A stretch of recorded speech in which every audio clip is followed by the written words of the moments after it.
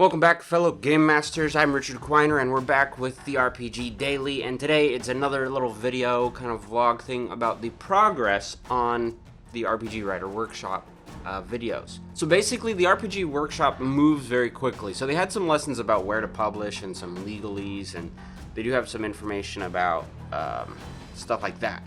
But then they got into the idea of pre-writing and creating your adventure ahead of time, which is, if you've ever taken a creative writing class, that's nothing new. The idea of outlining outlining your story is very popular. So they told us about some tools, they shared some things, and our assignment was to try and make those tools and make our outlines. So I have behind me on my computer, I have an outline that I'm working on. I have a mind map that I created actually back in June. I'm going to redo the mind map, this time in Google Drawings, and I'm going to try to redo the mind map a little better than last time. And they also shared a thing that was an interesting concept that I'm actually taking a step further, and this is where I'm trying to not get bogged down on the bells and whistles of the software, but I'm just trying to do something that will lend more towards what I want later and potentially make things a little easy for me later on, and that's called the living document. So first, let's look at my outline a little bit.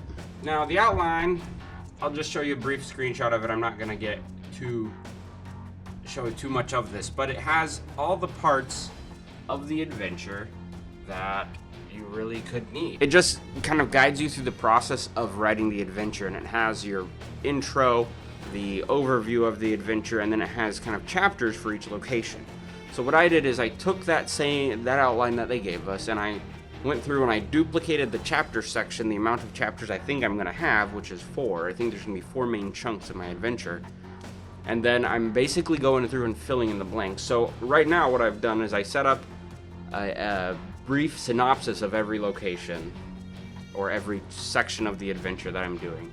And I laid out a couple of the rules. The idea is that it's for 4 to 6 level 20 players, and I'm also doing the idea that maybe you don't need the player handbook for this. You don't have to have it on hand because the creatures are going to be homebrewed. I'm going to homebrew up some creatures for it because that's part of my process, for me at least. It has, prompts to include certain things that if you've read any of the published modules, you'll see, oh yeah, these prompts show up all the time. So it gives you a lot of that information and kind of just guides you into the outline of the story. And going over this, it's actually made me think about, okay, what is step 2? When you homebrew a story for a home game, things are very different than when you're writing it to publish, because for writing it to publish, you want to think about someone else playing it. But if you're doing a homebrew, you can come up with the major plot points and fill it in with your head, just improvise. So this outline has been really cool that I don't need to fill it in with my brain, or I can't.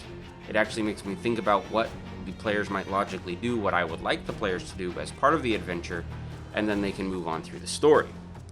The mind map is another tool that I'm still confused about, and I'm going to share why I'm confused. The write-up in the lesson is about using the mind map to hit certain points and certain topics or themes throughout the adventure. And I try that, but I also find it doesn't inspire me and it doesn't really help me write. So my mind map from the previous thing is I tried to do it this way, where I centered it on Davy Jones as the villain, and then I had different branches where I had a theme was the orange, where I had different freedom and epic heroism and revenge, and then I had the rule of cool and some firearms, and I tried to come up with some stuff for that, and then I had kind of plot points that might come up, and I had the NPC or the player characters, and then I had a list of NPCs I might want, and then I have some places. And I tried doing it that way, but then I looked at it and I'm like, it looks just like a big octopus. It doesn't look that helpful to me. So that's why I'm going to be redoing my mind map. I'm going to try it again because I do want to understand the concept behind the mind map. I don't quite get it in terms of story structure for putt writing, and that's probably because I'm struggling with that part of it.